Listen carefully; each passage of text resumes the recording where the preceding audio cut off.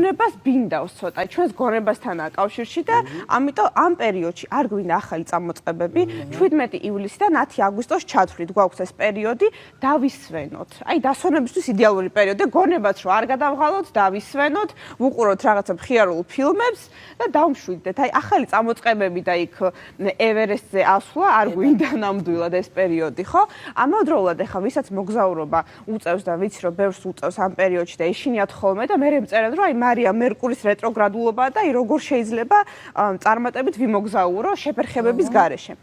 უბრალოდ მეტი სიფრთხილე გვმართებს. აი კარგად შეამოწმეთ აი პასპორტი ხო ჩადეთ, დოკუმენტები ხო ადგილზე, აი კარგად გადაამოწმეთ 10 ჯერ უფრო მეტი სიფრთხილე გვმართებს ვიდრე სხვა პერიოდში. მობილიზება გვჭირდება კონცენტრაციის. დაჭერი ეს არის ამ შემთხვევაში გამოდგება ეს. რა თქმა უნდა, კი და აი 12-ვე ნიშანზეა ამას გავლენა. ყველაზე აქვს გავლენა, მაგრამ აქ მნიშვნელოვანი ასევე ვიცოდეთ. აქ უკვე პერსონალური ჰოროსკოპი კარგია რომ თქვენი იცოდეთ, იმიტომ რომ ვინც თავად რეტროგრადულობის პერიოდში დაიბადა, ისინი მარტივად გადიან ამ პერიოდს. იმიტომ რომ მათთვის ეს ბუნებრივია, კი. და ვინც მერკური რომ იყო დირექტიული, ანუ როდესაც აი ნორმალური სვლა ახასიათებდა, მაშინ აი მათ აი ძალიან აქვთ ეს გონების დაბნევა.